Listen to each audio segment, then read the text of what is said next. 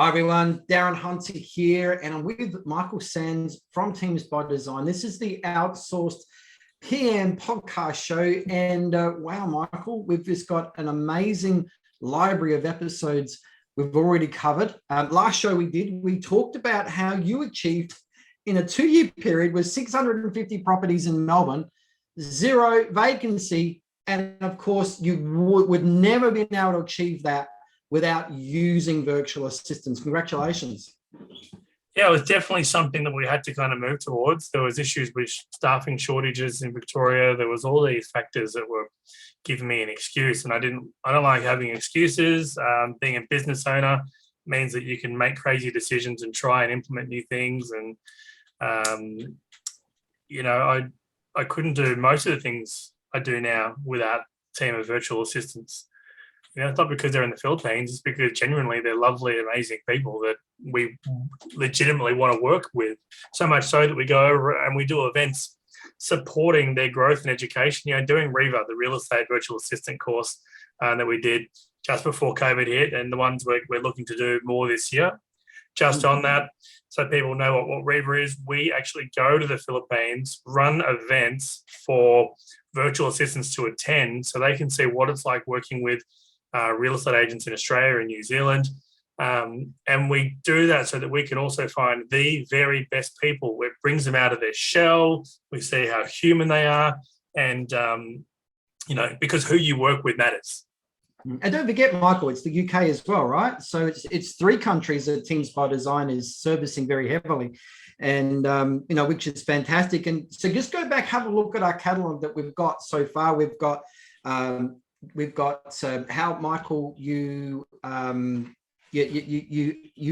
a team of 1.5 staff for 650 properties, with 80% of the work getting done by virtual assistants. Now, you want to get a list on those 30 different property management tasks that can be easily outsourced to virtual assistants, which means they don't have to be done by team members with boots on the ground. Just go to teamsbydesign.com.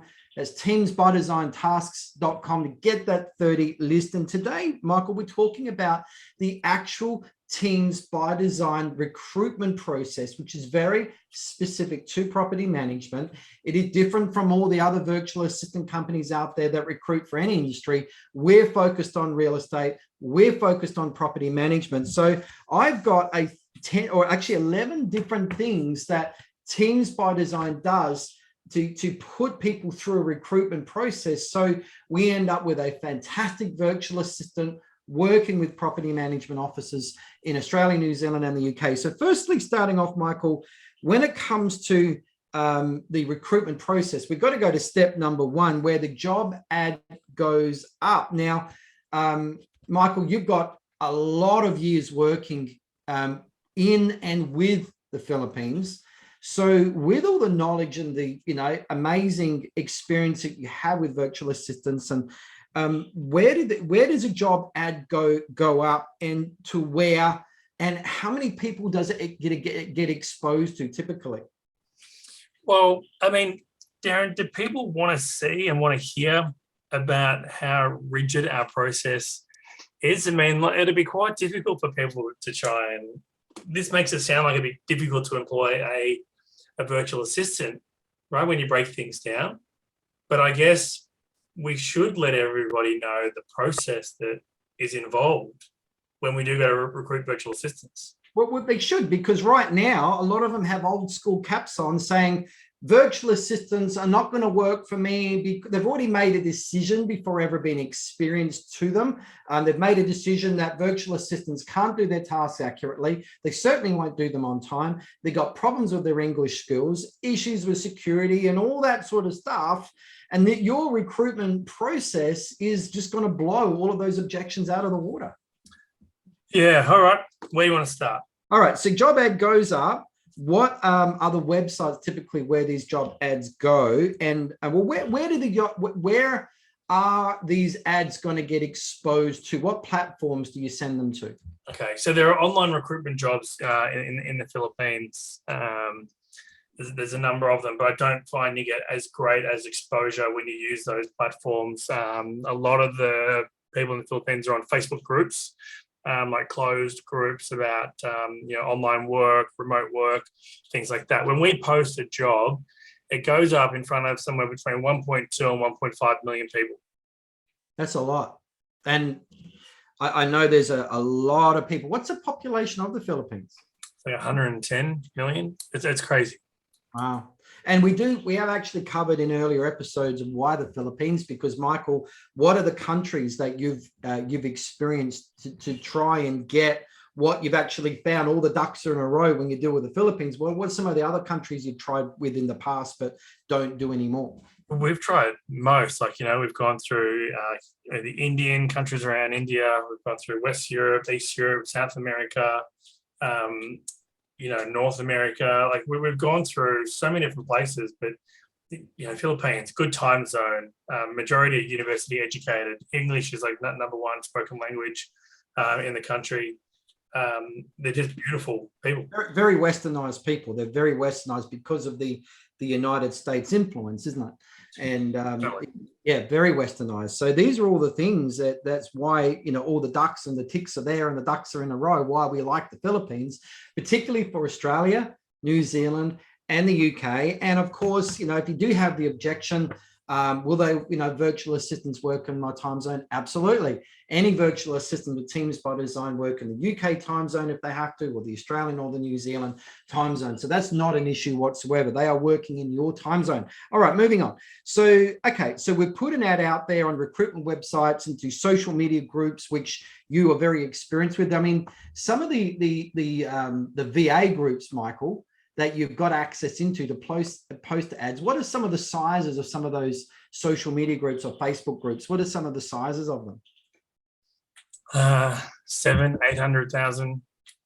Huge amounts some of of them 400,000, 300,000, like just crazy amounts. This is stuff, of course, the average person wanting to employ in the Philippines simply doesn't have access to. But of course, with Teams by Design, you've already got access to.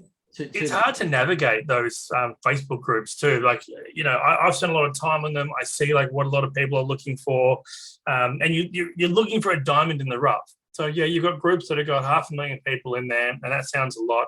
And you're trying to find one person, Darren. Like you're trying to find one good person to bring to the table. All right. It is so true. I mean, let's just say, right from the start, let's say you've got 100 applications coming in, because we're going to talk about the inquiries and people applying now. But out of 100 applications, how many typically out of that would actually make it to be employed as a virtual assistant into one of the client offices? What's the selection rate like? Out of 100 applications, what's the percentage rate like? It could be one application or two applications. Like it could be one or two. 100. 1 or 2%. That's cool. So let's just talk about the funnel, which is going from 100 applications to 1 or 2. We'll talk about which it is. It's 11 different steps or filters or checkpoints or whatever you want to call it. But so they inquire and apply with a questionnaire. So there's actually a questionnaire. Let's run through the typical questions and the things that they need to answer and the things that they need to do in this particular stage, Michael. So let's talk about technology. What's the technology things that they need to do? So there's going to be minimum standards, minimum requirements for tech and computers. So 2 screens minimum. I don't think you can do real estate with 1 screen. It's very difficult. I mean, I would have 40 tabs open at any one time.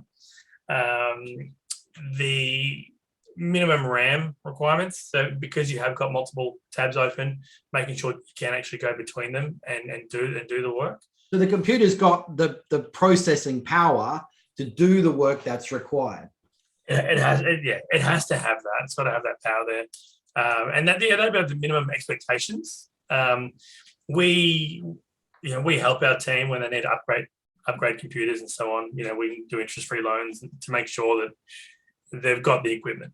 Microphones, very important. So you need to have good basic working equipment. But you've said that you don't want a good person missing out because there's a small issue not having the right tech. If you feel it's the right person, that you will give them a loan and sort out that sort of thing to bring them on board. But no, well done. So what about internet speed? What's the requirement around internet speed? Well, some of them have got better internet speeds than me, and I've got like 100/40, up and down. They have high. Some of them have high power, like 1,000. It is just insane. They've got to have minimum internet speeds because we're handling VoIP calls, so understanding bandwidth, upload, download. Yes, there are in the Philippines some issues with ISP internet providers going down because of electricity is going down sometimes, which we generally know about. It's common that a lot of people in the Philippines have got 2 internet providers, Darren. So if one goes down, they've still got the other one, and they've also got their phone data. I say that just because sometimes that happens in the Philippines and people are aware of that. But making sure that there's a backup power generator and another provider means that you mitigate that as an issue. But yeah, the internet, I'm jealous of the internet speeds they get. Yeah, I love NBN. I can only wish and salivate over it, but our highest speeds here in Australia are probably pretty normal there. So certainly don't ever be concerned about internet speeds, people that are listening to this podcast. Now, all right, now what about Workspace? What do you do around Workspace? Because I know in the past I've seen virtual assistants, you call them and you can hear in the background, or you hear as a motorbike zoom past and all of that. What's your take on that, particularly when you're dealing with virtual assistants who are working from home? Well, I can typically tell where they live when I hear those noises. And it depends. Like some people don't have the luxury of living in a built-up area, so they live in a province and there's a farming area there. There's a number of things that we would do in that instance. Either one, not have that person take phone calls with clients, like tenants and tradies. The other solution is we have access to noise cancelling software that runs through the computer, and that gets rid of any of the background noise. But we listen to that and we make a risk assessment whether we want to take that on, and what do we do to mitigate the noise. All right, well, let's, and of course with Zoom, really easy these days, guys. Even before, you might have the virtual assistant with their background. We got kids walking past or stuff like that. Of course, now, Michael, there's a very strict rules around that. What's some of the strict rules that you've got with VAs and their video backgrounds? Well, I mean, most of our team now have got like either TBD in their backgrounds or the blur. Like if you're watching this video, we've got the blur on and it's just a non-issue now. So, but with people's working environments, you actually ask for a photo as well, don't you, Michael? So we ask for photos of the desk. We want to see what's around them. We want to see, it doesn't work for us if their computer is located in the kitchen and they have a family there that's kind of running around making noises. So we look for clean, quiet workspaces. At the end of the day, Darren, the people that we recruit, they're all professional. A lot of the people that we've recruited have come from working in an office at a good level of a good position of where they've been at, and they know how to be professional. Like they know. It's not like you're meeting someone that working in a professional environment is a first time role for them. They understand. The professionalism that I've seen, particularly with the people that are working for us, their professional polish is 10 times better than you see in offices here in Australia. Their politeness and their professionalism is pristine. Yeah, and a lot of them are connected heavily to faith too, and they just they know that I've got to turn up at this time. I've got church on Saturdays and Sundays, and this is what I'm doing. And you get 100% of them, 100% of their time. Like when they turn up, you've got them. They're there and they're committed. And work ethic is just unquestionable. Very strong work ethic. So, people are, what can I say? And some people might get upset. I've been working with virtual assistants from the Philippines since 2007. I would shudder to think of doing anything different because it works so well. There is no better alternative that I've ever seen. Anyway, let's move on. So, okay, now we've talked about technology stuff as what their inquiry, but there are other questions also around the disc profile, and there's an attention to detail test as well. Michael, tell us about that.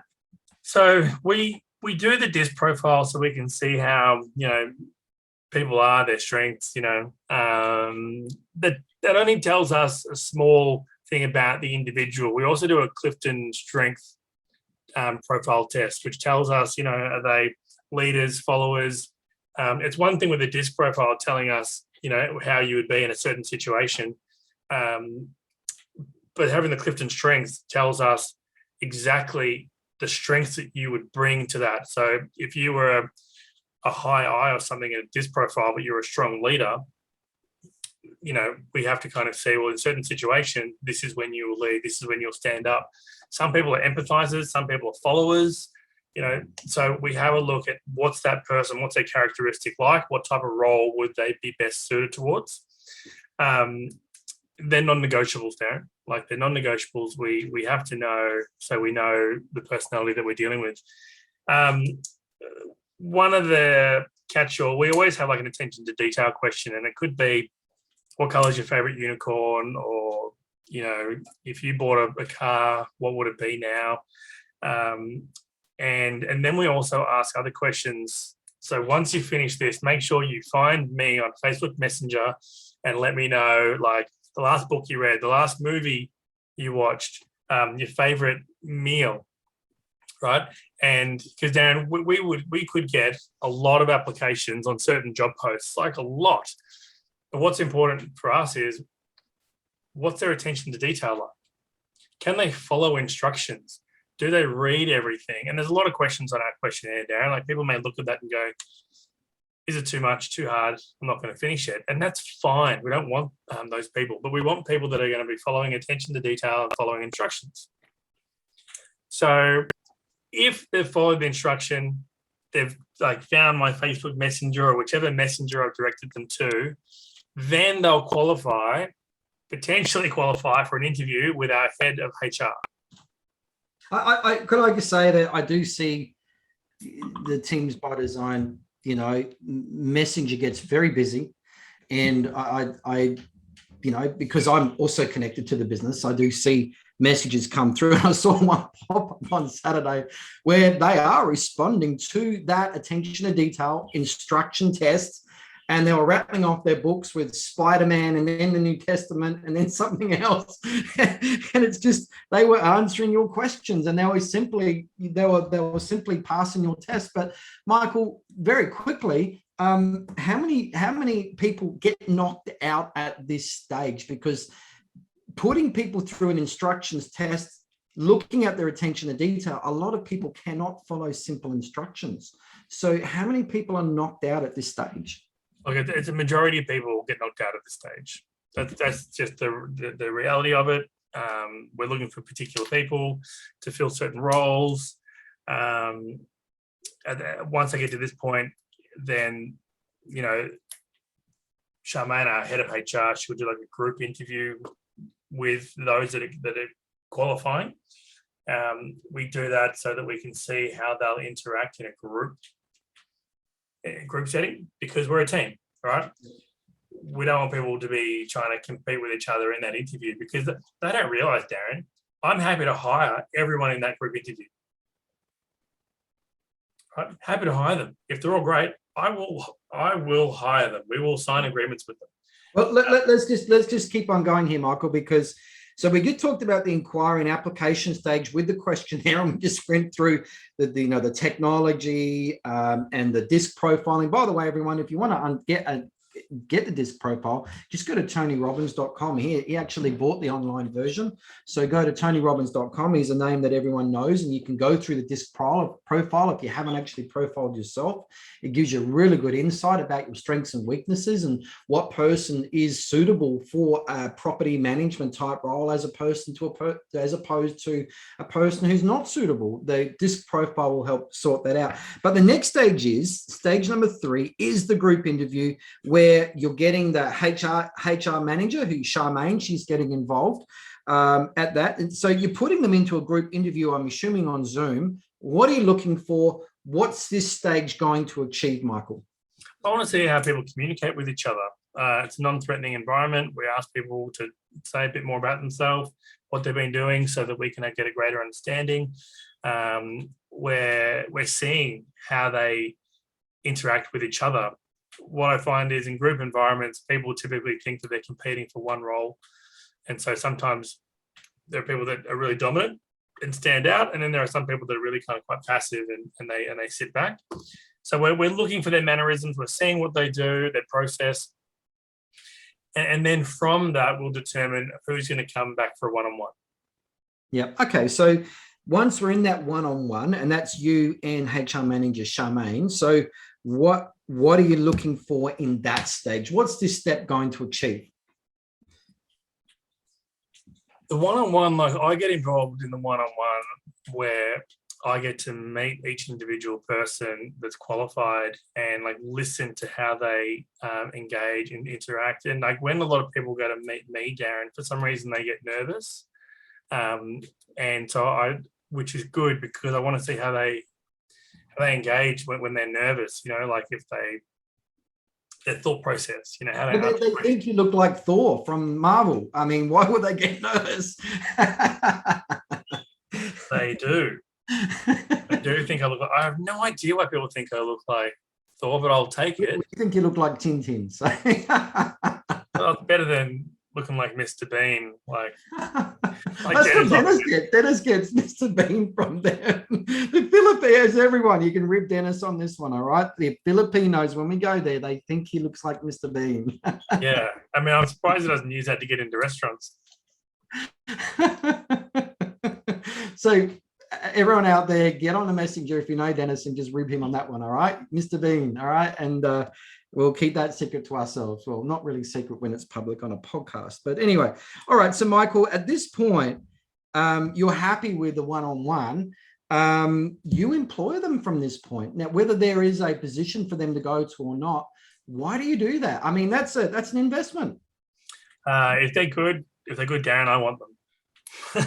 Because they're only going to go somewhere else and work somewhere else. You might as well grab them and park them, right?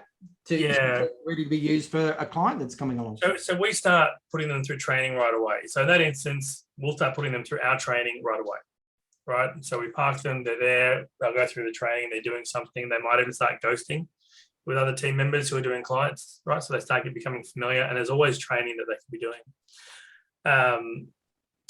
And because it's so important to have a mixture of recruits, Darren, because not everyone is going to get on with everybody. So like you may not, I might introduce you a couple of people, but you may not resonate with two of the three.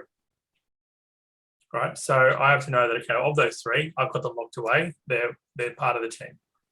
Now, sometimes when we're overloaded with recruitment, we don't have the opportunity to recruit, to employ them straight away because we need to go through the process, do the one-on-one, and then say, great, I've got you meeting Darren in the next 10 minutes. Darren, what do you think? Yes, I like that person. Great. Let's sign them up. So now at this point, they're employed, you're putting them in front of clients. And so if you are a person that wants to put a virtual assistant on board, and you, of course, talk to Michael, of course, reach out to Michael at teamsbydesign.com.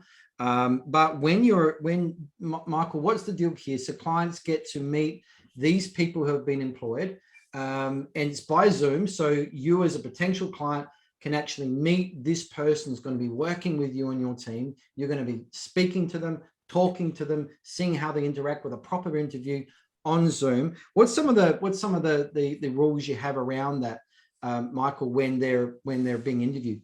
I think it's really important as part of the process that you have involvement. So the client has involvement in recruiting the team member, because it is a personality. Will that person get on with that with their assistant? Unlike other places that would just say, Darren, here you go. I've got here, she's a virtual assistant. This is who you've got to work with. All right. And it may not always be the best outcome there. But at this point of the interview process with the client, they get to ask certain questions. What have you been doing? What's your previous role? The client can then also go into more detail. This is the role that I have. This is the company that we've got. This is our current setup and structure. This is what we're hoping to achieve from having an assistant join us, so that everyone is on the same page. And it's not only is it an interview from, I guess, the client to the virtual assistant, it's also from the virtual assistant to the client. Can I work with this person? Right. By doing that, the results of retention are quite high because there's been that collaboration. It's an important buy-in part of the process. Yeah, no, that's good. All right, so the client who's wanting a virtual assistant on board has now met with that person on Zoom, ticks all the boxes. And Michael, you talked about that when they're interviewing, that person will be available for the client to choose for a 24-hour period. But if that client doesn't make a decision on that person that they've interviewed within the 24 hours, what happens to that person? Yeah, so we've got to be fair to the client who's met the assistant, to give them some time to think over which assistant they want to work with. But at the same time, we have to be mindful that we don't want the assistant to miss out on a good client to work with either. So we give 24-hour time for the client to decide on who they want to work with, of the 2, 3, or 4 people that we introduce them to. But they are booked in to meet with somebody else 24 hours after that. Yeah. So 24-hour rule, I think that's fair for everybody. I'm sure you'll agree. And because we've got good people now, these are good people that we don't want to mess around. We've not only got a duty to prospective clients, but we absolutely have a duty to our people in our virtual assistants in the Philippines. When you think about it, though, Darren, like, our team, we've got quality assurance, we've got human resources who are interviewing and going through. So by the time you're interviewing them yourself, Darren, it's not like they've just been plucked out of somewhere. They've gone through a huge chain just to get there. Yeah, and it is. It's a big process. Moving on with the process, step 6 is the learning process. And now they've been employed, there is a training process where we're going to be inducting them to property management. So this is where Teams by Design are different from a lot of big VA companies out there. We are property management. So we have a lot of property management training resources that these people are now going to be exposed to. So Michael, one of these training resources is they're going to get access to the IGT exclusive membership platform, where I've got over probably 30 hours of nuts and bolts training with time management, communication, conflict, topical stuff with inspections, or, all those sort of things. Is all this nuts and bolts training that we train ordinary property managers with. What's that expectation there that you're pushing people into that? What happens there? So there's a good 7 to 10 days of full on learning that the assistant has to do before they start. That's IGT training. There's other property management training they've got to do. There's language and slang and pronunciation, not for them to speak, Australian English or New Zealand English, but so they can understand the vernacular, the wording. There are Udemy courses. There's listening to call examples of what some of the team have done. There are, like Darren, there's so much training and onboarding that we throw into the team. It doesn't just stop after that 7 to 10 days, Darren. There's a minimum requirement of what they have to do within that time frame. My expectation is that every one of our team members is always doing professional development throughout their life cycle with us. And I'm meeting with the Teams by Design team now every 2 weeks with time management training or priority management training for our managers. I'm teaching them the effective art of delegation. So yeah, Teams by Design people are always getting training. Let's just get back to the learning process. And you did a 1-day event in Manila together with Dennis, where you got 30, 40, 50 people in a room, people that wanted to become virtual assistants. And you did a number of sessions. It was like a workshop through the day. There was things like slang words, to understand how Australians in real estate speak, New Zealanders speak, understanding the slang words in our language, understanding property management culture, understanding processes, what's leasing, lease renewals, late rent, all those sorts of things. You video recorded that whole day. So you're exposing them to that whole day training as well, right? Yeah, correct. So they have to watch the boot camp, which we did, which was a great day. And I think we've mentioned the idea of the boot camp is to find the diamonds in the rough, like find the people that work really well, stand out in team environment because they're leaders. Like they are just leaders. I mean, in fact, Bev Devley, who works with you. So if you get in contact with Inspired Growth Training by email or whatever, you might even get a call. But Beverly is our executive assistant that does such a good job for us. Keeps me organized, keeps my diary organized. She does all my emails, all this stuff.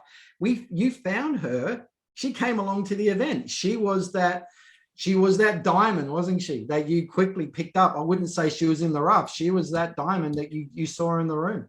And because the borders are open again, Darren, that means that we can go back to the Philippines and we can meet people more often and do events like that rather than doing everything online on Zoom, right? It's because you just get to see the passion in everyone.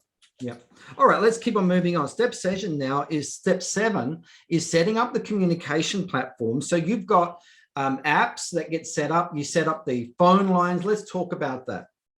Yeah. So we have to set up communication between the client and us. So, generally we use Slack, but we have clients who use Teams, MS Teams. At the same time too, we set up local phone numbers, because we're making and receiving phone calls for our clients. And that part of the process is, they'll also meet with the QA, with our QA, head of QA, and listen to a lot of calls and do role play.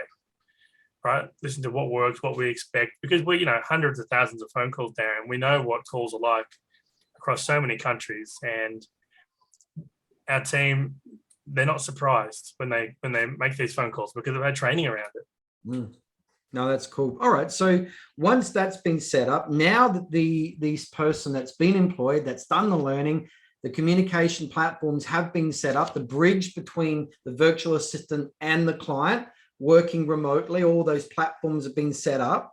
Now they're meeting with Teams by Design have a quality assurance officer. Let's talk about that. And what is that quality assurance person going to be doing, or quality assurance manager? What are they going to be doing and going through with a person that's about to start work? Yeah, so we want to make sure there's a professional level, right? We want to make sure that we've got someone dedicated on our team that ensures the highest quality of standards for each team member when they're making phone calls, taking phone calls, making sure the phone lines are set up as required, as needed. And so we have got full-time QA. They listen to every single phone call, Darren, that we make and receive. Like every call gets graded. We listen for things like, were they empathetic, sympathetic? Did they resolve the question? What could they have done differently on that phone call? And it goes into a matrix where the team gets scored and graded every month, every quarter. There's rewards around quality of phone calls. And there's something like 10 or 12 different points that QA look for in each phone call. Like it is just, it's next level, right? It's next level. And things like too, which for me is important, something like a missed call register. Agencies don't often realize how many calls get dropped when people call through to the office, but we see every single call that comes through. Well, the QA sees every missed call and sends a report to everyone saying, hey, these are the calls that have been missed so far today. Make sure you call them back. A missed call could be, Darren, someone rings for like a split second and doesn't continue. They might call and be hit with, please hold, we're just on the call at the moment, or whatever the reason. We see that number and the team call them back. So having someone that monitors and tracks all the ins and outs of the phone lines and the quality of them is just something that a normal office couldn't actually facilitate.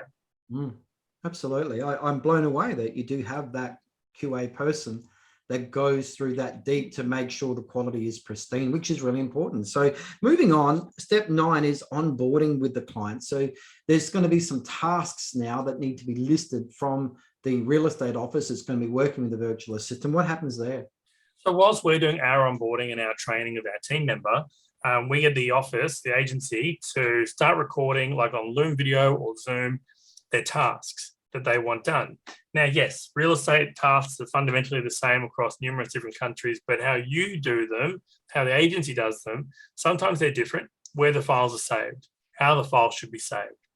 How the information generally comes into the company. These are things that we don't know from the start. So we get the agency to do their part by doing some screen recordings. We can then also use that as part of building up a manual library for anyone else that starts with them. We can put on YouTube as a private playlist. And that just means when the team member starts, they've got a list of tasks that they're starting with. It could be lease renewals, it could be maintenance, it could be handling the phone inquiries for the new inquiries, number of things. But if there are 10 tasks we're going to be doing, we'll say, let's start with these ones, do some video recordings around that, and let's get that bedded down. Okay. All right. Well, now our team member has gone live. They've started their first day, and our head supervisor, in this case, will be Ia. What's her involvement to helping them? Because there's going to be a break-in period. There's going to be a time where they're going to need to be, heavily supervised compared to other times. Let's talk about that initial stage of them starting. Yeah, so there's probably that grace period of about 2 to 6 weeks, depending on the tasks that are being done, where the unfamiliar have to become familiar. Ia, basically runs everything. There's not many tasks that she hasn't done herself, so she's the most ideal person to help hold the client's hand, help the VA's hand along the way, along that process, so that they, if there are any questions or they are struggling. Bear in mind, Darren, too, though, we have software that tracks what's happening on the computers, so we can see if the assistant is frozen. We can see if they're not sure. If there's computer use, no computer use, we get alerted to that. And it could be that the person doesn't understand the task, or they don't know what else there is to do, whatever the reason. So Ia can see that, our QA can see that, and we can say, hey, Darren, I can see you've been inactive for an hour and a half. Where are you stuck? How can we help? Or, which part of the process do you need help with? So, so no one's ever blindly in the process. We're there to hold hands. In fact, Ia, our whole team could hold the hand of the client the entire time. That's why we're here. That's why we have a team. It's a team, and it's bespoke. So it's teams by design. Okay, well, let's just talk about our last step now in the process of onboarding and bringing this person on board. Ia's role as head supervisor was touching base with the client to make sure that, to be aware of any bumps in the road that are occurring and things like that, to iron them out. What expectation, if people do use a Teams by Design virtual assistant, what sort of role will they be able to expect from a person like Ia? Again, is there to hold their hand to kind of make sure they're comfortable with the process? We'd rather the process be perfect and get it to a point where it's autonomous, right? And so we know that we need to adjust the needle so we're all pointing true north, and we can't do that with silence. So Ia is there to kind of make sure and check in with the agency. Hey, how is everything going? Do you need any help with this? Have you tried this? Let's do this. And then I'm also there, Darren, from a strategic level. So I think people, it's important that people should know that, yes, you get access to the entire team. There is that entire process. And, realizing that I'm there. I've been through everything that each agency is going through. In fact, Darren, there's probably nothing that an agency can't throw at me that I don't know, or that I couldn't think up a solution for, or that I couldn't help execute a task or a plan. Yeah, I agree. So whilst we have everything methodical in there, then there's me. What number were we at? 11? Well, we just finished. That's the final one, number 11. So 11 points, and you're right. You can talk to Michael at any time. And in fact, of course, get in contact with Michael now. This is something that you think is going to work. You've seen how methodical and how thorough this process is, how careful Michael is to place a person into your business where you are managing hundreds of thousands, possibly millions of dollars of other people's assets. This process is taken very seriously. Get in contact with Michael. Just go to teamsbydesign.com. Also, make sure you get the list of up to 30 different tasks that you can easily outsource using a virtual assistant to be helping you. Go to teamsbydesigntasks.com. Michael, another really good podcast there, very thorough. I like it. Lots of nuts and bolts, lots of meat. People can see that not only are you a virtual assistant company, we are property management. And that's why we want to work with property management businesses over Australia, New Zealand, and the United Kingdom. And Michael, you do it very, very well. So a big thank you to you and big thank you to everyone. And we'll see you in the next podcast. Thanks, everyone. See ya.